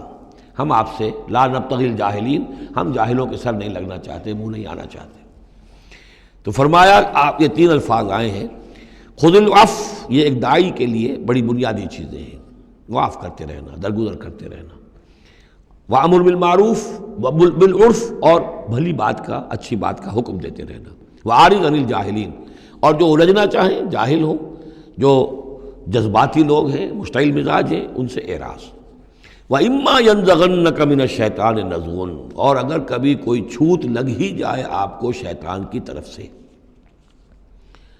نزع کھینچ لینا، نزغ مس کر جانا، چھو جانا، چھوت، عین اور غین کا یہ فرق ہو گیا، یعنی یہ کہ کبھی آپ کو غصہ آئی جائے،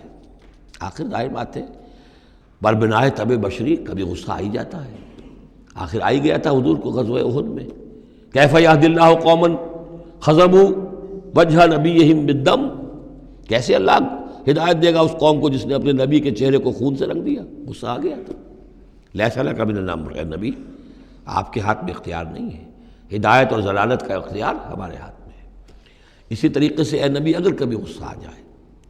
فرمایا وَإِمَّا يَنزَغَنَّكَ مِنَ الشَّيْطَانِ نَزْغٌ فَاسْتَعِذْ بِاللَّهِ، فوراً اللہ کی پناہ طلب کرو، إِنَّهُ سَمِيعٌ عَلِيمٌ۔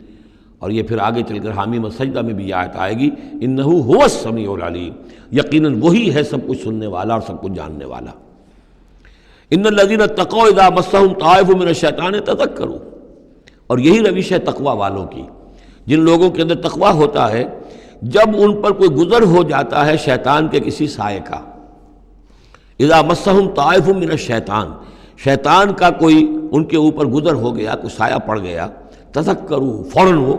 چوکنے ہو جاتے ہیں، فوراً ہوش میں آ جاتے ہیں کہ یہ کیا ہوا، ہم پر کچھ اثر پڑ گیا تھا، کچھ عارضی طور پر کچھ غفلت سے طاری ہو گئی تھی، جیسے کہ خود حضور فرماتے ہیں صلی اللہ علیہ وسلم، انہ لا یغان علی قلبی، میرے دل پر بھی کبھی کبھی حجاب سا آ جاتا ہے، وَإِنِّي لَأَسْتَغْفِرُ اللَّهَ 70 مرۃ فی کل یوم، اور میں روزانہ 70 مرتبہ اللہ سے استغفار کرتا ہوں۔ لیکن یہ سمجھ لیجئے کہ ہمارے دل کے اوپر حجاب وہ بہت اور شے ہے، اور حضور کے قلب مبارک پر حجاب، آپ کے قلب مبارک کا حجاب جو ہے وہ ہماری 100 حضوریوں، لاکھوں حضوریوں سے بڑھ کر جو ہے وہ حضوری کے درجے میں ہوگا، لیکن جو انٹینسٹی ہے، جو تعلق مع اللہ کی انٹینسٹی ہے، اس میں ذرا سی کمی بھی آ گئی ہے تو اس سے حضور نے تعبیر کیا کہ میرے بھی دل پر کبھی کبھی حجاب آ جاتا ہے، انہ لا یغان علی قلبی، انٹینسٹی تو کم ہو گئی نا، یہ بجلی جس پاور کی ہے ذرا سی کم ہو جائے گی تو ایک دفعہ تو آپ کو محسوس ہوگا اندھیرا ہو گیا، حالانکہ بجلی ہے، روشنی ہے، اندھیرا نہیں ہوا ہے، لیکن اس کی پاور کم ہوئی ہے۔ تو فرمایا کہ انہ لا یغان علی قلبی وانی لاستغفر اللہ 70 مرۃ فی کل یوم۔ ان الذین اتقوا اذا مسهم طائف من الشیطان تذکروا، تو فوراً وہ چوکنے ہو جاتے ہیں، یاد کرتے ہیں، فاذا هم مبصرون، اور ان کی آنکھیں کھل جاتی ہیں، انہیں حقائق نظر آنے لگتے ہیں، وقتی سا جو سایہ پڑ گیا تھا اس سے وہ فوراً نکل آتے ہیں۔ وَإِخْوَانُهُمْ يَمُدُّونَهُمْ، باقی جو شیطانوں کے بھائی ہیں انہیں شیطان گھسیٹ کر لے جاتے ہیں، فی الغی، وہ اس کجی کے اندر وہ گھسیٹتے ہوئے دور تک پہنچاتے ہیں، جیسے بلعم بن باعورہ کو پہنچایا کہ اسے آخری حد تک پہنچا کر دم لیا۔ تو شیطانوں کا جو ولی ہوگا پھر شیطان کا تو اس کے اوپر زور چلے گا، لیکن جو اللہ کے بندے ہیں ان پر تو شیطان کا اختیار ہے ہی نہیں۔ وہ تو یہ کہ جیسے ہی ذرا سا ان کے اوپر کوئی اثر پڑا بھی، کوئی سایہ سا آیا بھی تو فوراً چونک گئے اور اللہ کی طرف متوجہ ہو گئے۔ ثم لا یقصرون، پھر وہ کمی نہیں کرتے، اسے آخری منزل جو ہے گمراہی کی وہاں تک پہنچا کر رہتے ہیں۔ وَإِذَا لَمْ تَأْتِهِمْ بِآیَةٍ، اب دیکھیے یہ عمود ان دونوں صورتوں کا، خاص طور پر انعام کا، آیت لاؤ، نشانی لاؤ، معجزہ دکھاؤ، نبوت منوانا چاہتے ہو، رسالت منوانا چاہتے ہو تو دکھاؤ معجزہ، حصی معجزہ، جیسے موسیٰ کو ملے، جیسے عیسیٰ کو ملے، وغیرہ وغیرہ۔ اب اس کو سم اپ کر رہے ہیں، وَإِذَا لَمْ تَأْتِهِمْ بِآیَةٍ، اے نبی جب آپ ان کے پاس کوئی معجزہ نہیں لائے، قالوا، انہوں نے کہا لولا اجتبیتہا، کیوں نہیں کوئی چن کر لے آتے، کہیں سے چھانٹ کر لے آتے، تو اب تمہارا دعویٰ یہ ہے تم اللہ کے رسول ہو، محبوب ہو، تو کیا وجہ ہے، کیوں رہ گئے، کس وجہ سے؟ لولا اجتبیتہا، کہیں سے کوئی چھانٹی کر کے، کہیں سے کوشش کر کے لے آتے۔ قل انما اتبع ما یوحی الی، اس زمن میں ایک واقعہ میں نے پڑھا تھا، یہ تفسیر کبیر میں، امام راضی کی تفسیر میں، کہ حضور کے ایک پھپھی زاد بھائی تھے، اگرچہ وہ ایمان نہیں لائے تھے لیکن حضور سے ہمدردی رکھتے تھے، ساتھ رہتے تھے، تعاون کرتے تھے، جہاں کہیں حضور جاتے تھے دل میں نرمی تھی ان کے، اور امید تھی حضور کو کہ حضور ایمان لے آئیں گے۔ لیکن جب آخری معاملہ یہ ہوا کہ جو سرداران قریش تھے انہوں نے گویا کہ ان کے اپنے زوم میں انہوں نے حجت قائم کر دی، اے نبی یہ معجزہ دکھا دو، اے محمد چلو مان لیں گے، چلو یہ نہیں دکھا سکتے یہ دکھا دو، یہ نہیں دکھا سکتے یہ دکھا دو، وہ سب سورہ بنی اسرائیل میں آئے گا۔ تو جب یہ ساری باتیں حضور نے کہا نہیں میرے اختیار میں نہیں ہے، یہ تو اللہ تعالیٰ کا فیصلہ ہے، اللہ جب چاہے گا دکھائے گا، میرے اختیار میں نہیں ہے۔ تو پھر وہاں سے حضور جب اٹھے سب وہاں تو شور مچ گیا، پھر ظاہر بات ہے کہ وہ تو تالی پٹ گئی ہوگی کہ بس رہ گئے ان کی، اب تو یہ تو ہمارے جو عوام ہیں انہوں نے کہا ہوگا کہ ہمارے سردار تو جیت گئے، اس لیے کہ یہ تو ناکام رہ گئے، انہوں نے تو آخری درجے میں کہہ دیا یہ نہیں دکھا سکتے یہ دکھا دو، یہ نہیں دکھا سکتے یہ دکھا دو، یہ معجزہ نہیں تو یہ دکھا دو، یہ نہیں تو یہ دکھا دو، کوئی بھی نہیں دکھا سکتے۔ تو اس کے بعد جب حضور کے ساتھ وہاں سے حضور دل گرفتہ ہو کر اٹھے اور آئے تو ساتھ وہ پھوپھی زاد بھائی بھی تھا، اس نے کہا کہ محمد آج تو آپ کی قوم نے آپ پر حجت قائم کر دی ہے، اب میں آپ کا ساتھ نہیں دے سکتا۔ یعنی یہ ہے کہ جو اثر پڑتا تھا لوگوں کے اوپر کہ اب تو حجت آپ پر قائم ہے، تو جس کو میں نے کہا تھا سورہ انعام کا وہ مقام کہ ان کان کبر علیک اعراضهم فان استطعت فتبتغی نفقا فی الارض او سلما فی السماء فتاتیہم بآیہ، اے نبی اگر آپ پر بہت بھاری گزر رہا ہے، شاق گزر رہا ہے ان کا اعراض، تو اگر آپ میں طاقت ہے تو کہیں زمین میں سرنگ لگا لیجئے، کہیں آسمان پر سیڑھی لگا لیجئے، اور کہیں سے جہاں سے آپ لا سکتے ہو لے آئیے، ہم نہیں دکھائیں گے۔ تو واقعہ یہ ہے کہ انسان اس کو اپنے اوپر طاری کرے، اس صورتحال میں ویژولائز کرے اپنے آپ کو، تو کس قدر ضیق میں اس وقت محمد الرسول اللہ صلی اللہ علیہ وسلم کی شخصیت آ چکی تھی۔ وَإِذَا لَمْ تَأْتِهِمْ بِآیَةٍ، اور جب آپ نہیں لائے ان کے پاس کوئی نشانی، قَالُوا لَوْلَا اجْتَبَیْتَهَا، کیوں نہیں لے آئے کہیں سے؟ قُلْ إِنَّمَا أَتَّبِعُ مَا يُوحَىٰ إِلَيَّ، کہہ دیجئے میری حیثیت تو صرف یہ ہے کہ میں پیروی کر رہا ہوں اس کی کہ جو میری طرف وحی کی جا رہی ہے، اس سے بڑا میں نے دعویٰ نہیں کیا، نہ خدائی کا، نہ کوئی علم غیب کا دعویٰ کیا، نہ میں نے یہ کہا کہ اللہ کے خزانے میرے دستے تصرف میں ہیں، میں نے کوئی دعویٰ نہیں کیا۔ ھذا بصائر من ربکم، اور یہ تمہارے رب کی طرف سے بصیرت افروز باتیں ہیں جو میں تمہارے سامنے پیش کر رہا ہوں، میں خود پیروی کر رہا ہوں اس کی اور تمہارے سامنے پیش کر رہا ہوں۔ وَھدًى وَرَحْمَةٌ لِّقَوْمٍ يُؤْمِنُونَ، اور یہ ہدایت ہے اور رحمت ہے ان لوگوں کے حق میں جو ایمان لانے والے ہیں۔ وَإِذَا قُرِئَ الْقُرْآنُ فَاسْتَمِعُوا لَهُ وَأَنصِتُوا، اور جب قرآن پڑھا جا رہا ہو تو تم اسے پوری توجہ سے سنا کرو۔ سمع یسمع کے معنی سننا، اور استمع یستمع پوری توجہ کے ساتھ، ارتکاز توجہ کے ساتھ سننا، کان لگا کر، کان دھر کر سننا۔ وانصتوا، اور خود خاموش رہا کرو۔ اسی آیت کو دلیل بناتے ہیں وہ حضرات جو یہ سمجھتے ہیں کہ امام کے پیچھے جہری قرأت میں پڑھنا نہیں چاہیے، اس لیے کہ ظاہر بات ہے کہ جب امام پڑھ رہا ہے تو آپ کو پوری توجہ سے امام کی قرأت کو سننا چاہیے، خود پڑھنے کی طرف توجہ کریں گے تو پھر اس کے سننے کی طرف توجہ جو ہے وہ نہیں رہے گی، اور یہاں خاص حکم بھی ہے انصتوا، خود خاموش رہو، لعلکم ترحمون، تاکہ تم پر رحم کیا جائے۔ واذکر ربک فی نفسک تضرعا وخیفا ودون الجہر من القول بالغدو والآصال، اور اپنے رب کو یاد کرتے رہا کرو اپنے جی ہی جی میں، تضرعا، عاجزی کرتے ہوئے، گڑ گڑاتے ہوئے۔ اس عاجزی اور گڑ گڑانے کی انتہا ہے وہ دعا جو میں نے نقل کی ہے، جو مسلمانوں پر قرآن مجید کے حقوق کے نام سے میرا کتابچہ ہے، اس کے آخر میں مقام عبدیت، اللہم انی عبدک وابن عبدک وابن امتک فی قبضتک ناصیتی بیدک ماض فی حکمک عدل فی قضاؤک۔ اے اللہ میں تیرا بندہ ہوں، غلام ہوں، میرا باپ بھی تیرا بندہ اور غلام تھا، میری ماں تیری ادنا کنیز تھی، میں تیرے قبضۂ قدرت میں ہوں، میرے پورے وجود میں تیرا ہی حکم جاری و ساری ہے، اور تو جو بھی میرے بارے میں فیصلہ کرے عدل فی قضاؤک، وہ یقیناً حق پر اور عدل پر مبنی ہے۔ یہ عاجزی۔ اسألک بکل اسم ہو لک، میں تجھ سے درخواست کر رہا ہوں تیرے ہر نام کے حوالے سے تیرا ہے، علمتہ احدا من خلقک، جو تو نے کسی اپنی مخلوق کو سکھایا، او انزلتہ فی کتابک، یا اپنا نام تو نے اپنی کسی کتاب میں نازل فرمایا، اب استاثرت بہ فی مکنون الغیب عندک، یا اپنے اس نام کو تو نے اپنے پاس ہی غیب میں ہی کہیں چھپا کر رکھا ہوا ہے، خزانہ بنایا ہوا ہے۔ میں ان تمام ناموں کے حوالوں سے سوال کے حوالے و واسطے سے آپ سے درخواست کرتا ہوں ان تجعل القرآن ربیع قلبی و نور صدری و جلاء حزنی و ذہاب ہمی و غمی، قرآن کو میرے سینے کا نور بنا دے، میرے دل کا سرور بنا دے، میرے تفکرات کا ازالے کا ذریعہ بنا دے، میرے غموں کا اور تفکرات اور جو بھی پریشانیاں ہیں ان کے ازالے کا ذریعہ بنا دے۔ یہ ہے دعا محمد رسول اللہ کی۔ اب خاص طور پر چونکہ آیت پہلے آ گئی تھی وَإِذَا قُرِئَ الْقُرْآنُ فَاسْتَمِعُوا لَهُ وَأَنصِتُوا، تو اسی کے حوالے سے یہ دعا جو ہے یہ خاص طور پر جو ہے مسلمانوں پر قرآن مجید کے حقوق، اور کیا عظمت قرآن کی ہے کہ اللہ تعالیٰ سے جو سوال کر رہے ہیں حضور کہ قرآن کو التجعل القرآن ربیع قلبی و نور صدری، میرے سینے کا نور، میرے دل کی بہار بنا دے۔ وَاذْكُرْ رَبَّكَ فِي نَفْسِكَ تَضَرُّعًا وَخِيفًا، اور یاد کرتے رہا کرو اپنے رب کو اپنے جی میں، گڑ گڑاتے ہوئے، عاجزی کے ساتھ، اور خیفہ، خوف کے ساتھ، دون الجہر من القول، اور بلند آواز سے نہیں، پست آواز سے۔ لیکن یہ ضرور ہے کہ آدمی دعا مانگے تو ایسے مانگے کہ خود سن لے۔ اس میں یہ ہوتا ہے کہ ایک تو دعا وہ مانگ رہا ہے، ایک اس کی سماعت بھی اس دعا سے استفادہ کرتی ہے۔ نماز میں بھی اگر اکیلا انسان نماز پڑھ رہا ہو تنہا، تو جو رکعتیں ہیں چاہے سری بھی ہوں، ان کو ایسا ضرور پڑھے کہ جیسے خود وہ سن رہا ہے، اس حد تک جو ہے تاکہ وہ نماز میں جو پڑھ رہا ہے اس کے ساتھ اس کی سماعت بھی اس سے مستفید اور مستنیر ہوتی چلی جائے۔ بالغدو والآصال، اور یہ آپ ذکر کرتے رہے اللہ کا اپنے جی میں، عاجزی کے ساتھ اور خوف کے ساتھ، اور یہ کہ زیادہ بلند آواز سے نہیں بلکہ پست آواز سے، صبح کے وقت بھی اور شام کے اوقات میں بھی۔ جیسے میں نے توجہ دلائی تھی سورہ نام کے شروع میں، نور ہمیشہ قرآن میں واحد آئے گا، ظلمات ہمیشہ جمع، اسی طرح غدو یہ ہمیشہ ایک، اور آصال اصیل کی جمع ہے، یعنی شام کے اوقات۔ اور اس میں اشارہ ہے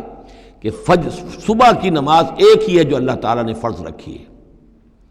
اور جیسے ہی لدلوک الشمس الی غسق اللیل، سورج ذرا ڈھلنا شروع ہوتا ہے، مغرب کی طرف ذرا اترنا شروع ہوتا ہے، وہاں سے لے کے پے بپے نمازیں ہیں، ظہر ہے، عصر ہے، مغرب ہے، عشاء ہے، تو یہ جو ہے یہ آصال جمع کا صیغہ ہے۔ بالغدو والآصال، غدو والآصال، ولا تکن من الغافلین، اور غافلوں میں سے نہ ہو جائیے۔ ان الذین عند ربک، یقیناً وہ بزرگ ہستیاں، وہ ملائکہ مقربین، وہ ملائے اعلیٰ جو اپنے رب کے پاس ہیں، مقربین ہیں، قریب ترین ہیں، وہ جس کے بارے میں امیر خسرو نے کہا ہے کہ خدا خود میر محفل بود اندر لامکاں خسرو، محمد شمع محفل بود شب جائے کہ من بودم۔ ایک لامکاں کی محفل وہ بھی ہے جہاں کا میر مجلس اللہ ہے، اور جہاں فرشتے ہیں، ملائکہ مقربین ہیں، اور محمد رسول اللہ روح محمدی وہاں گویا کہ چراغ اور شمع کی حیثیت سے ہے۔ تو ان الذین عند ربک لا یستکبرون عن عبادتہ، وہ جو اس کے قریب ترین ہیں وہ بھی اس کی عبادت سے استکبار نہیں کرتے، استکبار کی بنیاد پر عبادت سے دستکش نہیں ہوتے۔ وَيُسَبِّحُونَهُ، اور اس کی تسبیح کرتے رہتے ہیں، وہ لَهُ يَسْجُدُونَ، اور اس کے لیے سجدے کرتے رہتے ہیں۔ بارک اللہ لی ولکم فی القرآن العظیم ونفعنی وإیاکم بالآیات والذکر الحکیم۔